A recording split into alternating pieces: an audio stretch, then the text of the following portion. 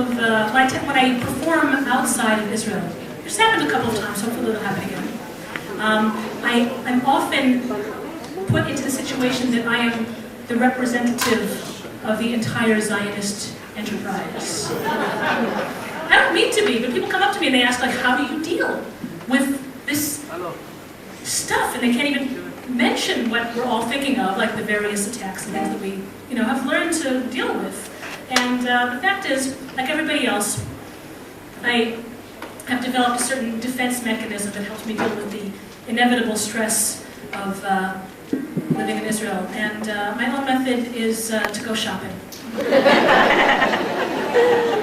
And it works for me, actually. So this is a song that came out of that, and it's called The Real Thing, a Retail Fantasy.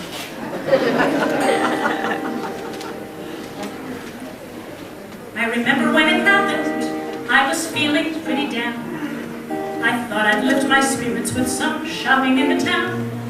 The lights, the noise, the music, and the crush of humankind would all unite to drive the day's disasters from my mind.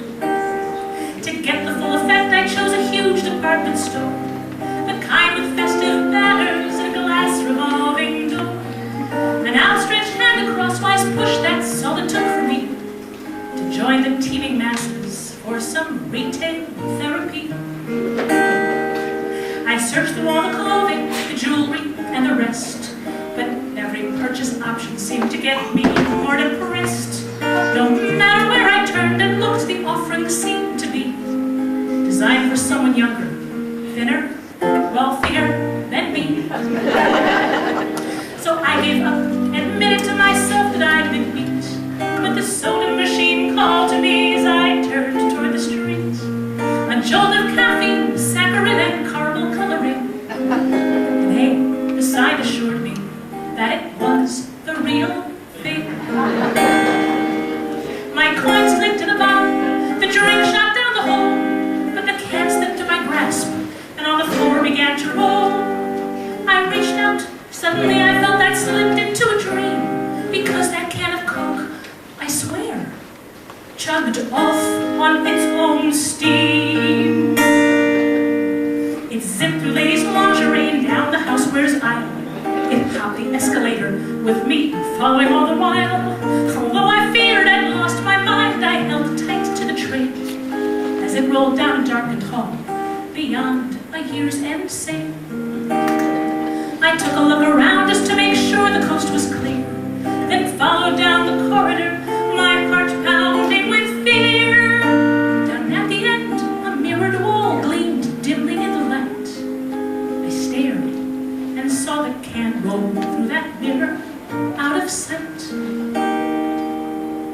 I walked up to the mirror and I reached out with my hand. My fingers slipped right through like Alice's in Wonderland. I gulped, then squeezed my whole self through to see what I would find. I found a store, but nothing like the one I'd left behind. The shelves were lined with presents, all in shining paper wrapped. But as I reached for one, I felt my shoulder being tapped. This one's for you, the salesman said, we're really glad you came. He handed me a box, and on the card was my own name.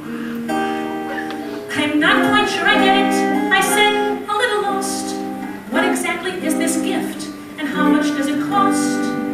It's not for sale, the man replied, it's meant for you alone. Besides, it makes no sense to buy what you already own. But what's inside? I asked the man. He said, it's hard to tell. You could be a stranger to this gift or know it very well. But if you want to use the gift, there's really just one way. Don't take it home, but leave it here to always give away. He pointed out an empty space upon a nearby shelf. I hesitated, hoping I could keep it for myself. But surely you have something I can take home from the store. Without something in hand, I'll never know what this was for. The salesman smiled and said to me, now, here's the tricky part. You don't need things in hand when you can hold them in your heart. And if you feel you're missing something, well, that may in fact be true. But that empty space feels fuller when you give the gift of you. I smiled and thanked the man, left my box there in the store, and suddenly I found myself in the real world once more. I pushed through that revolving door and strode off through the night, but not before I stopped by that machine and bought a Sprite.